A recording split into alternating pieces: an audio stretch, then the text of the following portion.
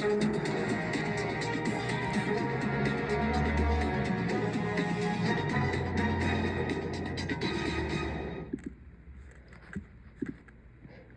to Invisible Heroes, the podcast that explores overlooked and often forgotten chapters of history. I'm your host, Diana Hernandez, and in today's episode, we're going to dive into a topic that many might not be familiar with, the exclusion of minority monuments dedicated to those who served in World War II. While we have a number of monuments honoring the bravery and sacrifice of the men and women who fought during the Second World War, there's one glaring gap in these memorials, a lack of representation for minority groups, especially those whose contributions were often sidelined or erased from mainstream narratives. In this episode, we're going to explore why these monuments matter, the historical context behind their exclusion. So we might hone in on a very specific group of people, individuals, and one minority in particular, or one monument in particular. So let's get started. Now, when we think of World War II monuments, many of us picture the Grand National World War II Memorial in Washington, D.C. So I have some notes that specifically, doing my research, looking at specific aspects of the memorial, but I want to share a little bit about my experience. I was able to visit the World War II Memorial in Washington, D.C. as a teenager. And let's just say that the memorial is a grand memorial, to say the least. I will say it is one of the most breathtaking memorials in how big it is. And that's pretty much it. I mean, you're 15, 16 years old, and you don't really take the time to look at the individual pieces of the architecture or just the structure of these memorials. So I have notes because I wanted to really look at the specific things that this memorial has. I've gathered that the World War II Memorial is not necessarily a place for reflection or reckoning. I mean, it's huge, but more a place for acclamation. It's loud, it's big. It is one of the most respected and pieces in Washington, D.C. Its grand pillars, which represent the states and territories, the wreaths of victory, the gold stars that represent the dead, with over 400, and each star representing 1,000 individuals dead, giving us a total of about 400,000 soldiers. Side note, even though this is not a place for reflection, the gold stars is actually placed in the memorial near a waterfall and behind a wall that is supposed to allow some reflection and some, what is the word I'm looking for? I mean, it's supposed to make you, what is the word I'm looking for? It's supposed to make you really recognize these people that have passed away. We also see the victory over the Axis powers in Europe and the victory in the Pacific. I mean, it is a very symmetrical memorial to really hone in on the two places that this war took place that we had victory. There's eagles, big eagles, obviously not only representing the U.S., but they actually represent the Army Corps, the Navy, and the Marines. And then you have, the names of common soldiers in small bronze reliefs, but those kind of get overshadowed by the names of commanders.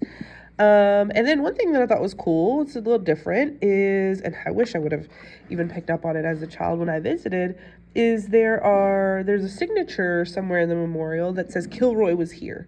That was used as like a graffiti that the Americans used overseas, that they were kind of writing everywhere, essentially signaling that the Yanks were here. All right. And then As I continue to do my research under the Parks national page, I found a page that talks about the bas reliefs that are embedded within the walls of the memorial that I found really interesting. I'll tie it back to our invisible heroes in just a minute. In these bas reliefs, there are images in bronze of women in the military, Rosie the Riveter, and the aircraft construction, the Airway B-17 flying fortress that fought alongside other planes, very specific plane. Images of paratroopers, images of soldiers and tanks, the Battle of Normandy, the Battle of the Bulge, the embarkation, the process of soldiers traveling from one area to the other, field burials, and submarine warfare, right? These are specific pockets of time with specific individuals in the war. So where do we see the segregated units? Where are they?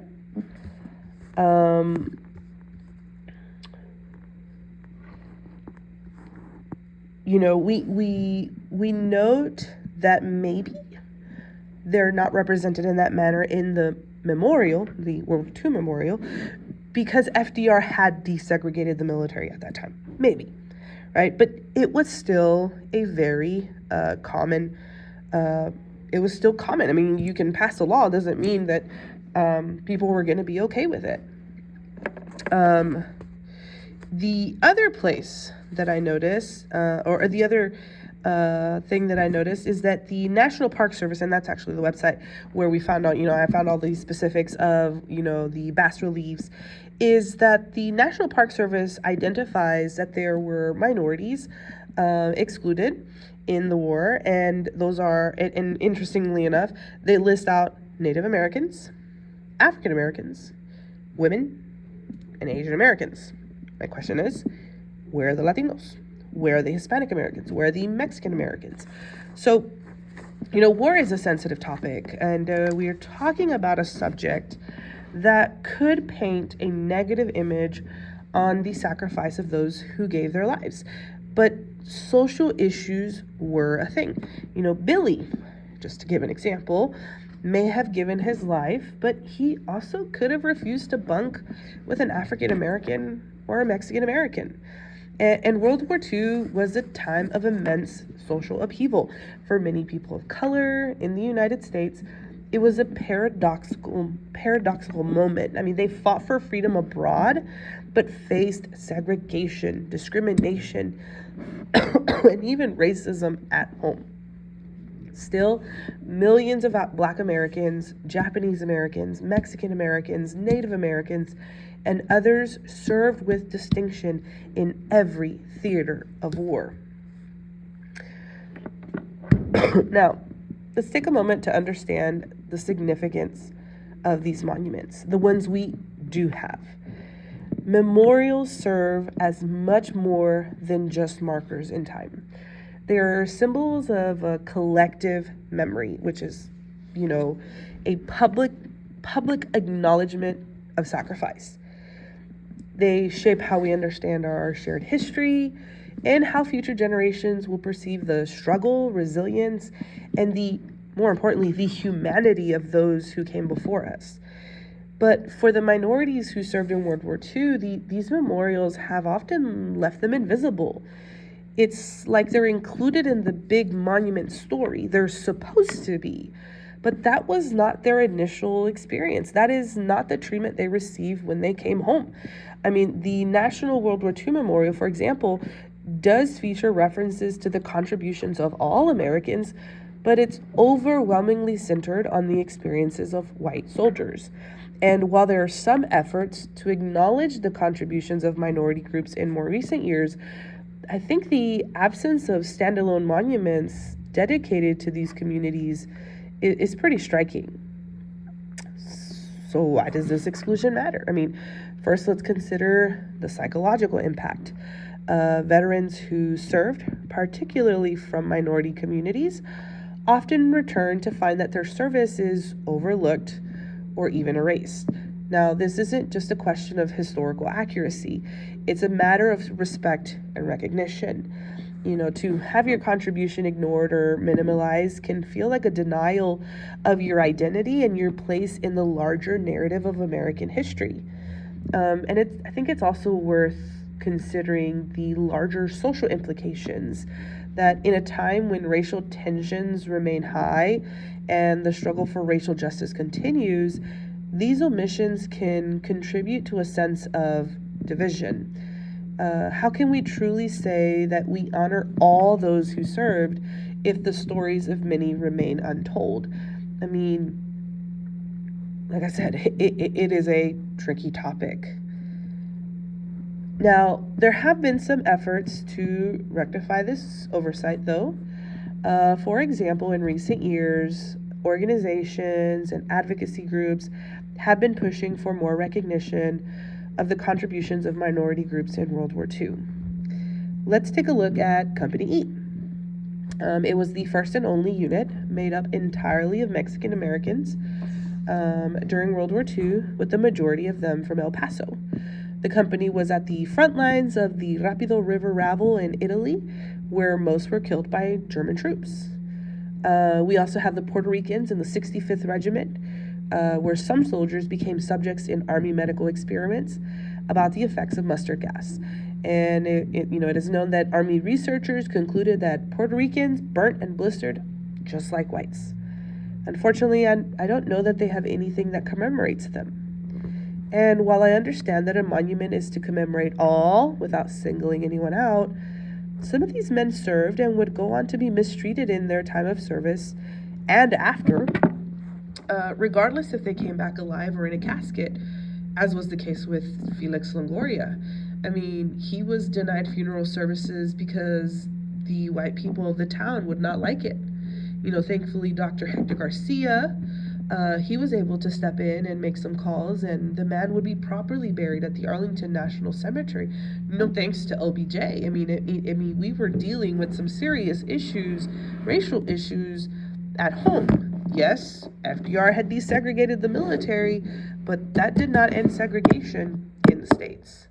Now, it is known that segregation was evident in this time period, but it should be stressed that racism superseded these soldiers fighting willingly in a war for the United States. And these are pieces of historical memory that are omitted in memorials like the one in Washington. The stories of individuals that maybe suffered a little more than the rest of their comrades. I think one of the things that bothers me is that a lot of these men fought with honor. These were children of immigrants. These families saw the wartime sacrifice as a family affair.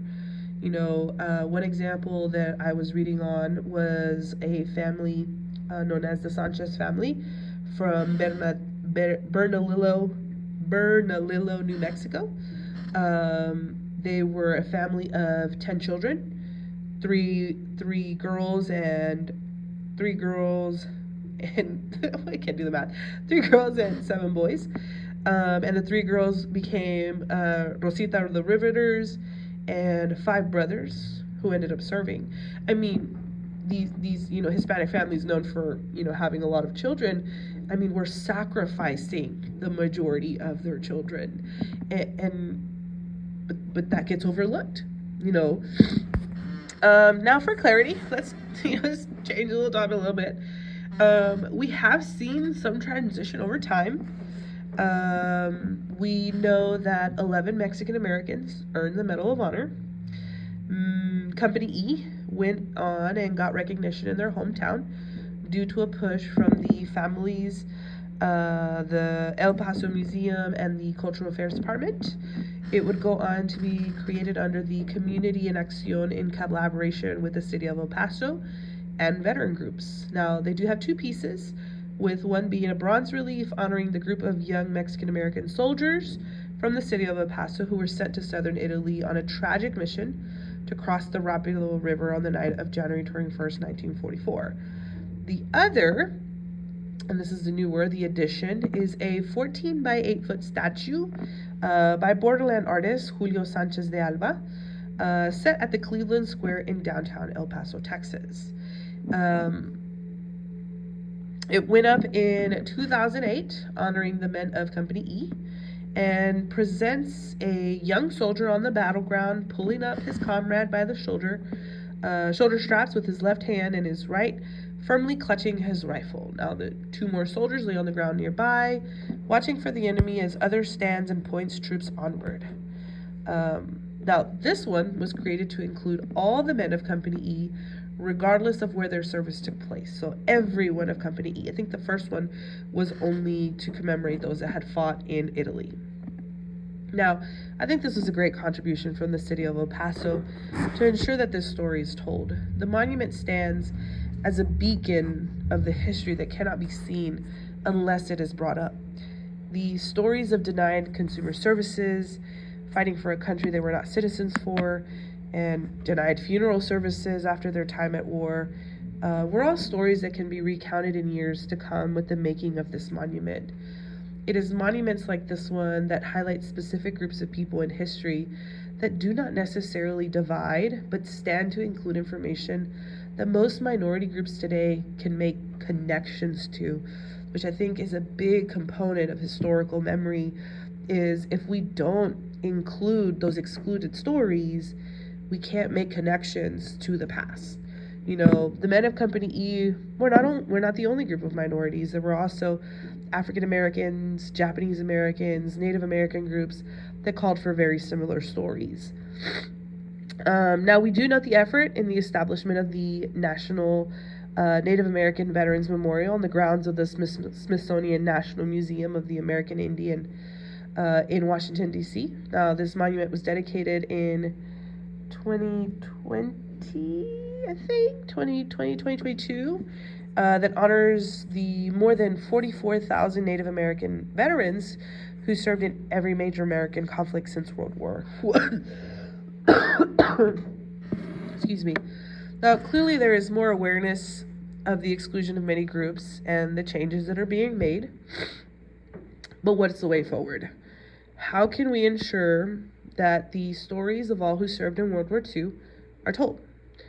First and foremost, I think it's essential that we continue to raise awareness of these gaps in our national memory. Advocacy, education, and public engagement are all necessary to make sure that these stories are included in future memorials and historical narratives. The push for monuments isn't just about remembering the past. It's about shaping a more inclusive future. I think by ensuring that all veterans are recognized and honored, we can help foster a sense of belonging for communities that have long been marginalized.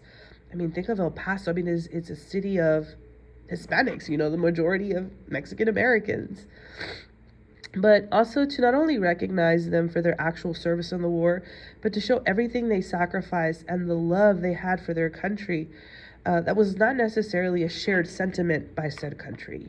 You know, omitting that story takes away from the discrimination that was, and that's not okay. Now, I hope that there is more groups that are pushing for recognition and that these stories are told and the historical memory of this era is clarified, because the exclusion of minority monuments for World War II veterans is more than just an oversight. It's a reflection of the broader social tendencies to marginalize the contributions of people of color. But through continued advocacy, dialogue, and effort, we can change this narrative. It's time to ensure that the legacy of all who served is properly represented and remembered. Well, I hope you enjoyed this podcast of Invisible Heroes, because I don't know that there will be another segment. Y'all take care and go learn some history. Bye.